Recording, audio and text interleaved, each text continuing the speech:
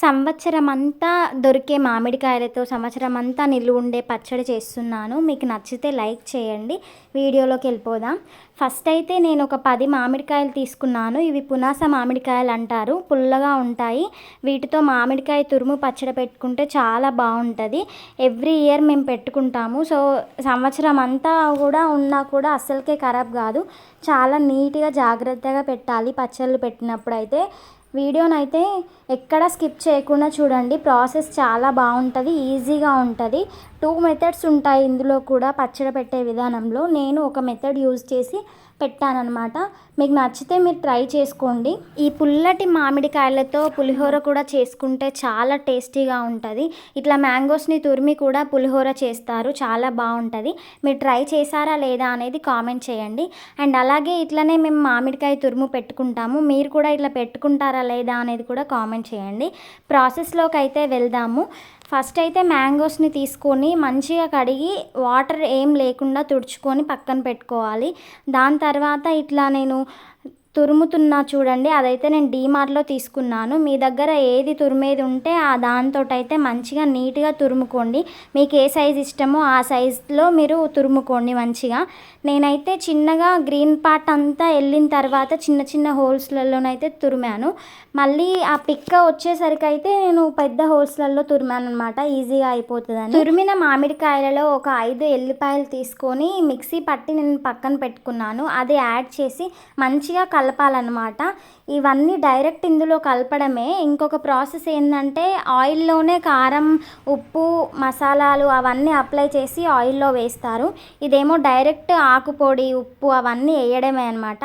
పక్కా కొలతలతో చెప్తాను నేను కరెక్ట్గా. నేను తీసుకున్న మామిడికాయ తురుము అయితే కేజీ అయింది. మొత్తం వెయిట్ చూస్తే కేజీకి అయితే కారం 125 గ్రామ్స్ పడుతుంది అండ్ ఉప్పు 250 గ్రామ్స్ పడుతుంది అనమాట. మీరు ఎంత క్వాంటిటీ కారం తీసుకున్నారో అంతకి డబుల్ యూస్ చేస్తేనే పర్ఫెక్ట్గా వస్తుంది అనమాట టేస్ట్.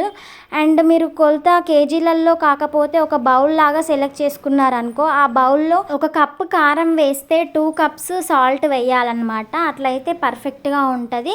సంవత్సరం అయినా కూడా ఖరాబ్ కాకుండా ఉంటుంది అన్నమాట.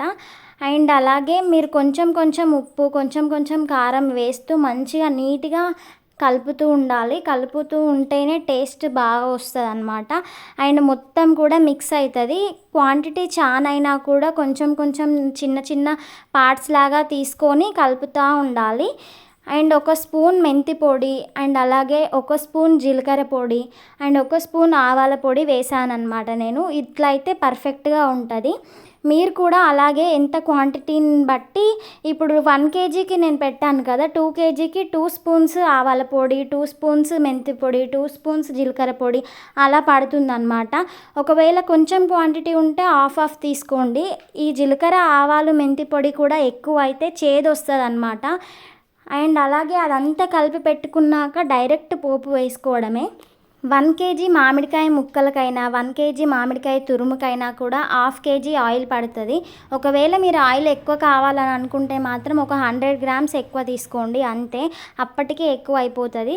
1/2 కేజీ నూనె తీసుకోండి. నేనైతే ఇందులో పల్లి నూనె యూస్ చేస్తున్నాను. పల్లి నూనెనైతేనే టేస్ట్ చాలా బాగుంటుంది పచ్చళ్ళల్లోకి.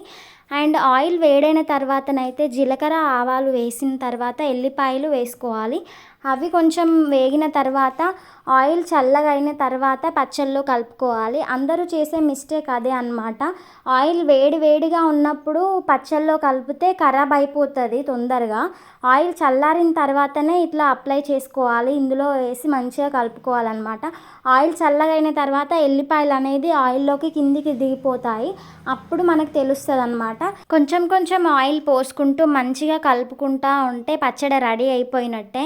ఒకవేళ పిల్లలు కూడా ఒక్కలు తినకుండా పక్కన పెట్టే వాళ్ళకు కూడా ఈ పచ్చడి అయితే బాగా యూజ్ అవుతుంది అనమాట. చిన్నగా తురిమిన పచ్చడి కాబట్టి ఒక్కని తీసి పక్కకు పెట్టే అవసరం లేకుండా ఆల్మోస్ట్ అందరూ తింటారు, అందరికీ నచ్చుతుంది. సింపుల్గా, క్విక్గా, ఈజీగా కూడా కొంచెం క్వాంటిటీ, 1 మామిడికాయ 2 మామిడికాయలు ఉన్నప్పుడు కూడా మేము చేసుకుంటాం అనమాట. చాలా బాగుంటుంది టేస్ట్ అయితే. మీరు ట్రై చేయండి, కామెంట్ చేయండి. నచ్చితే మాత్రం ఖచ్చితంగా లైక్ చేయండి, అలాగే షేర్ కూడా చేయండి. మీకు ఇంకేమైనా ఇంట్రెస్టింగ్ రెసిపీస్ ఏమైనా కావాలనుకుంటే మాత్రం కామెంట్ బాక్స్లో కామెంట్ చేయండి. నేను నెక్స్ట్ వీడియోలో అప్లోడ్ చేస్తాను.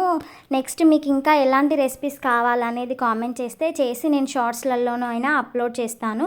సో ఈ పచ్చడి మరి మీకు నచ్చిందా అనేది కూడా చెప్పండి. చాలా బాగుంటుంది. మా ఇంట్లోనైతే చాలా మందికి ఇష్టము, అందుకోసమే నేను చేస్తానన్నమాట. అంతా రెడీ అయిన తర్వాత పచ్చడి అంతా ఒక డబ్బాలో వేసుకున్న తర్వాత ఈ బేషన్లోనైతే వేడి వేడి అన్నం వేసుకొని తింటే చాలా టేస్టీగా ఉంటుంది కదా. మీరు ట్రై చేశారా లేదా కామెంట్ చేసి ప్లీజ్ సబ్స్క్రైబ్.